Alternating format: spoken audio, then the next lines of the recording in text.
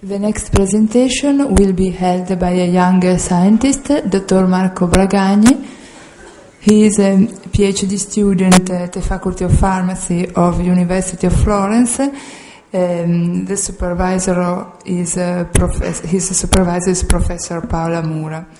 The scientific interest of Dr. Bragagni are mainly cyclodextrin and brain targeting. The title of his presentation is Development and Characterization of Niosomal Formulation Aimed at Brain Targeting. Please, Dr. Bragagni. Thank you very much for your presentation.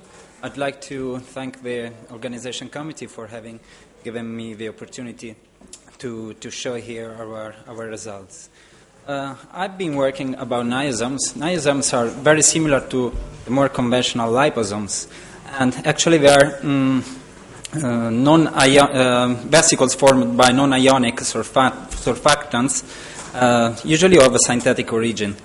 And this is a quite approximate, rough definition. It's not so strict, because actually also components bearing a charge like DCP could be employed for their formation, or of natural origin like cholesterol can also be used.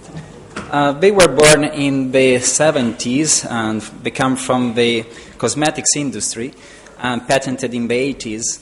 And they are now very studied as drug delivery systems. So they are used for drugs.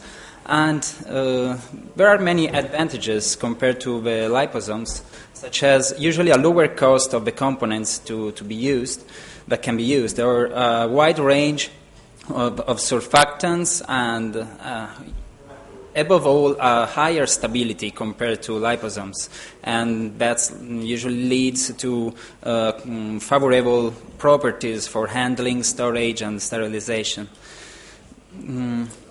The applications of niosomes, many drugs have been included inside, methotrexate, indomethacin, and many others. Unfortunately, all this work is still experimental, so there are not niosomal suspensions preparation in the market or in clinical use yet. So I'd say the main limit in their application in vivo and in clinical for clinical applications is the novelty. They're basically very, very new. So a lot of work about many studies about their toxicity has to be done, to be carried out. An interesting application and promising is the active targeting, of course, like for liposomes. And because the surfactants we choose can be functionalized, and in particular we studied niosomes with glucose-bearing surfactants for brain targeting. This idea was suggested some years ago by a British group we contacted, that we are now cooperating with, in particular with Professor Saucegbu, and they suggested this N-palmitoylglucosamine. So basically the idea is to take advantage of the effective uptake of glucose by the brain and across the blood-brain barrier for delivering drugs to the brain. And they were successful with this vasoactive intestinal peptide, VIP. So the stages and aims of our work. Actually, the niosomes were new arguments for us of research, so we had to reduce the field of investigation. We decided to study niosomes with sorbitol esters, different concentration and preparation, and with different preparation techniques. Of course, the first step is to study the literature, and we found a real labyrinth of data about the surfactants to be used, concentration, preparation techniques, size reduction techniques, and everything. So the first part of the work was an initial screening for reducing the field of investigation. Just to have an idea, the total concentrations of surfactants we found ranged from 0.1 millimolar to 40 millimolar. So at the same time, we characterized and chose the best formulations, And we also synthesize these NPG, these surfactants derivatized with glucose, characterize the product, and putting together the two things, we formed the span niosomes with NPG.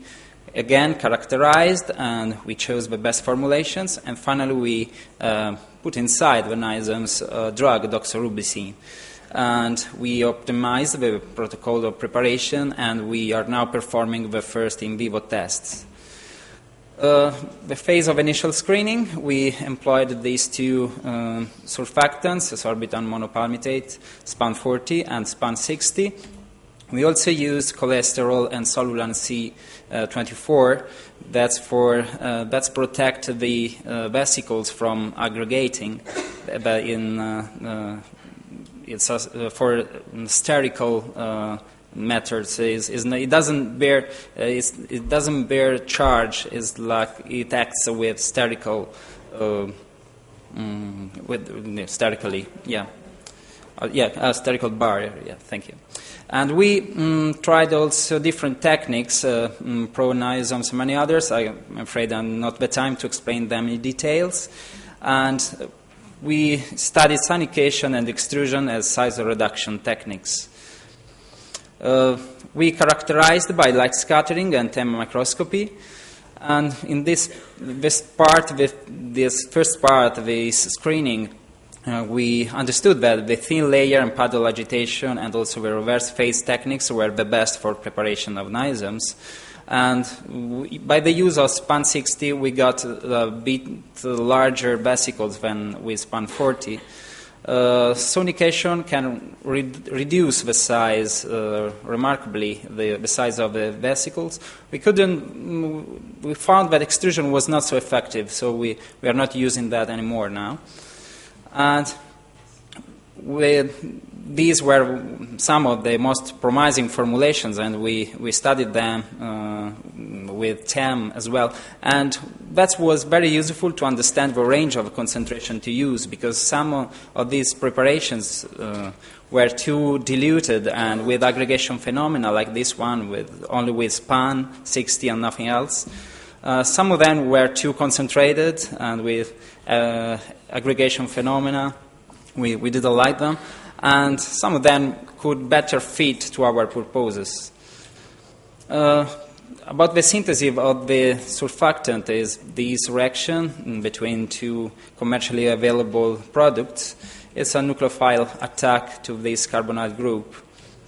And it occurs in mild conditions, quite a slow reaction. Unfortunately, we lost a considerable amount of the final product with the final washings, but we got a pure product and a yield of about 40%. We characterized by NMR, mass spectra, and DSC calorimetry. So, from the data we got from the initial screening and by the use of NPG surfactants, putting together the two things, we characterized SPAN niosomes with glucose. And we got quite good results. It doesn't work? Okay. Quite good result at the particle size with both of them. This one is with the technical vortex, the other one with pedal agitation. But we had some surprises when we studied that at the TEM microscopy. Because for the first sample, for example, this is what we saw, and they do not look like vesicles, they are more like aggregates. And so it's very important always to characterize with TEM and not only with particle size, because the size is the right one. They are like 150 nanometers, but they are not niosomes. Much better the other sample with pedal agitation. They look like vesicles. In particular, they look like multivesicular vesicles. It's a particular kind of vesicles. So finally, the niosomes with doxorubicin. Doxorubicin is a cytotoxic anthracycline antibiotic. It's used on a large number of tumors. And they found that it's also effective in glioblastoma cell lines and malignant gliomas by intratumoral injections, so topical administration. And it has been defined by some authors of the International Journal of Cancer like one of the most likely candidates for central nervous system chemotherapy. but it's not used for that because actually it doesn't cross at all the blood-brain barrier. And in fact, these results are in vitro or for local administration. So by the data we had from the initial screening, we defined this protocol of preparation of the pedal agitation technique, the use of cholesterol and solulan as components, and also span 60 and 40 were studied, and concentrations below 18 and sonication as size reduction technique. We also included two other factors to study with the Niosomes with the drug. One was the temperature of preparation. Of course, we made sure that the drug was stable at these temperatures, and the efficacy of encapsulation, of course. So this is the protocol we used, and we got Niosomes with a mean diameter of about 150 and polydispersion index of about 0.24.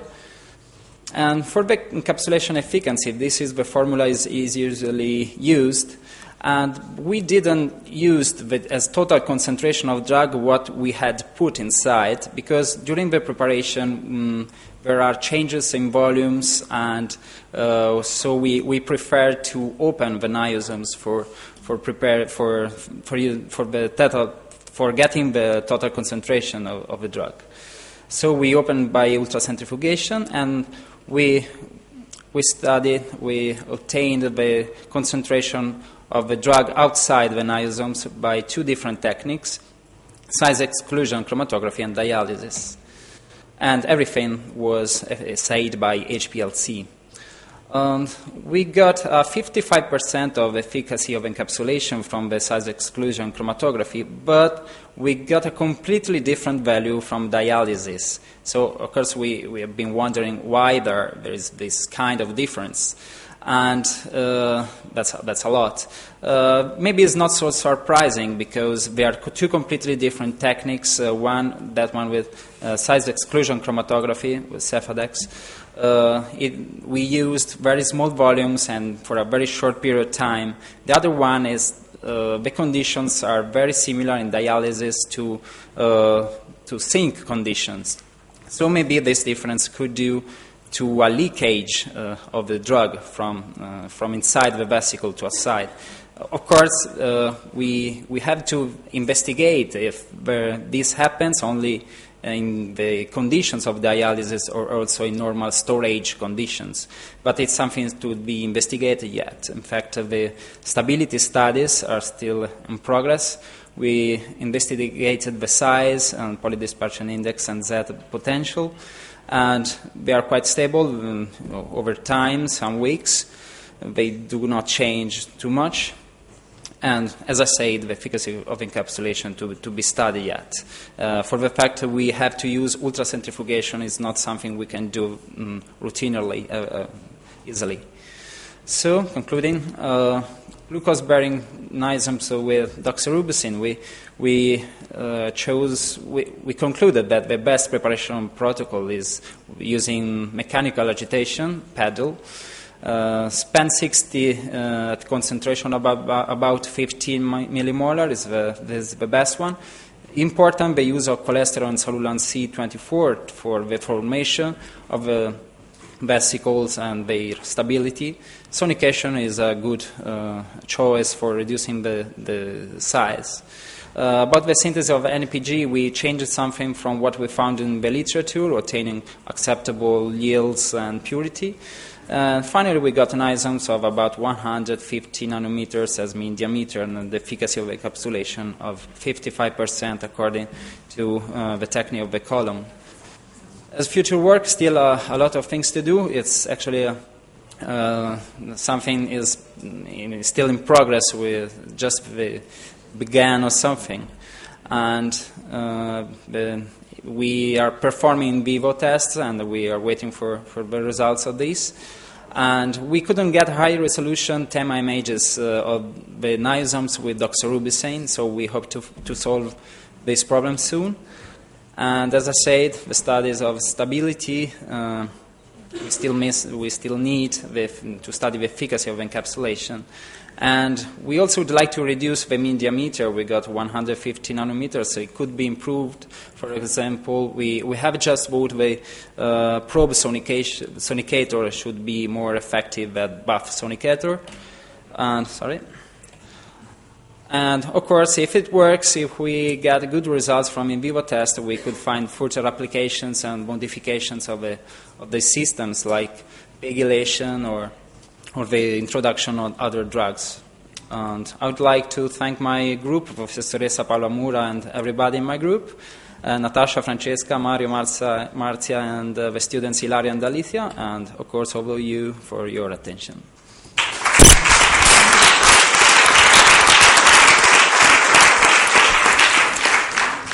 Thanks, Dr. Bragagni, for your very clear and interesting presentation. The discussion is open. Any question? Please. Just a curiosity. If you are studying, you have some evidence on the photosensitivity of the doxorubicin. Yeah. We performed some stability studies of the drug, and it's quite stable to temperature. We found, because we use conditions quite not so mild, because we prepare the niosomes at 60 degrees, but it's not a problem of temperature. Even at 90 degrees, we have after 1 hour the 85% of a drug. But it's quite sensitive to light. So during the preparation, we take care to close everything, to cover everything. Yeah, that's a problem of the drug. Any other question? Hey, Luisa, with a microphone. Okay, just let me say, in quotation mark, a provocative question. First of all, I would like just to punctualize that I work on niosomes. My group have a really strong collaboration with Roma, with a group of professors alike, and so definitely we believe in niosomes. But we are beginning now, so no. Suggestions are welcome. No. The point is because normally in the scientific community, when start a presentation, niosome, the first point is just to say, okay, niosome is good, liposome is not. I also work on liposomes. You just choose doxorubicin. Doxorubicin, we just have on the market Doxil, is a liposome formulation. And so the question is, how many formulations based on niosome are on the market? With niosomes, if we have so stable, so safe. Yeah, well, as I said, there are no formulations in the market at the moment. Maybe they are also more new, and the fact they are made of components, they are not natural. Maybe it's a limit. We are more suspicious about that. And as I said, many still a lot of work has to be done, carried out to study the stability of niosomes, because the toxicity of niosomes, because probably there are some more problems than with liposomes actually. And for example, the components of the niosomes usually can be quite cytotoxic if they are given as themselves, like that, not in vesicles. But usually in vesicles, of course, it depends the concentration, the kind of surfactants and everything. For what I know, is better. They are not so say dangerous. Anyway, it's true. Yeah, there are not yet formulations in the market. I don't know if you can. I'm really happy because of your answer. Without microphone, please. I will start to speak in a few words. Okay. I think it's for the safety safety doubts. I don't know if you agree. What I would like just to suggest, maybe I would, I don't know, Carlotto is also here, just to open this little debate, let me say, because in my point of view, the real advantage of Niosomes stands on the chemical feasibility and really the huge modulation that you can have in Niosome formulation instead of liposome. I don't know if you agree, because let me say, concerning liposomes, of course, you have just to manage with cholesterol and phospholipid, just like lecithin. All liposomes now are based on 2 these components. In case of Niosomes, you have really a huge chemical moieties that can be used. I think this is the advantage, instead of stability and just to claim this huge stability of Niosome with respect to liposomes. Then, the actual technology allows us just to have a really stable liposome formulation. And so, this point was absolutely overcome in my point of view. I don't know if you agree. Yeah, I agree. And I was, anyway, I underlined the stability because I was really impressed, because I worked during my thesis with liposomes. And it was really sad to see them, like, after some weeks, going down and change the color. And I was like, oh no. And with Niosomes, we are really much more stable. After weeks, they look the same like the first day. I was like, wow. And so I underlined that because... Depends on the formulation. It depends. Maybe I've been lucky. They look the same. And also studying them at light scattering, we hadn't good. Bad surprises.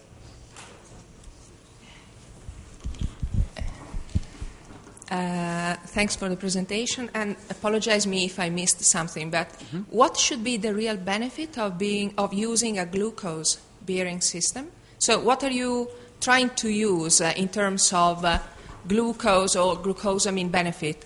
To take advantage of the fact that there is a large, huge uptake of glucose by the brain. About the 30% of the total glucose is used by the brain. So we hope to let the doxorubicin cross the blood-brain barrier using this card, like the group of Professor Esauchegbu did with VIP, that doesn't cross at all the blood-brain barrier, but they managed to let him cross the blood-brain barrier using this target. So even if the moiety is definitely larger than, of course, glucose, you are trying to...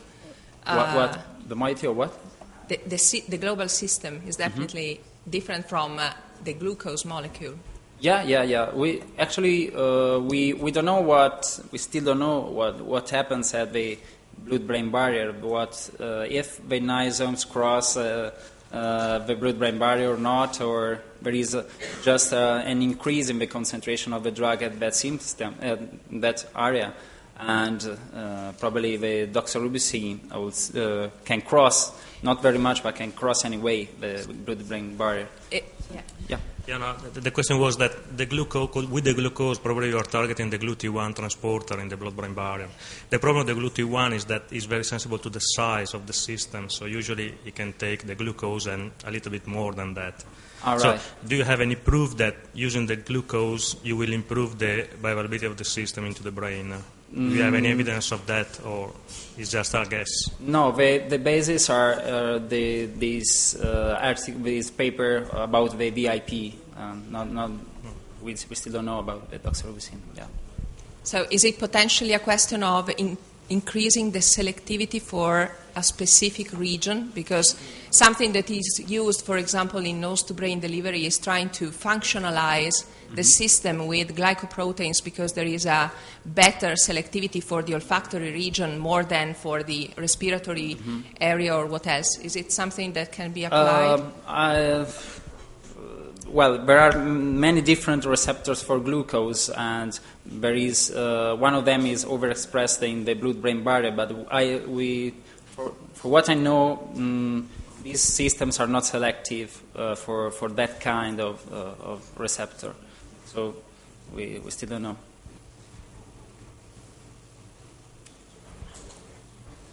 Any other question? The discussion is closed. Thank Dr. Bragagni.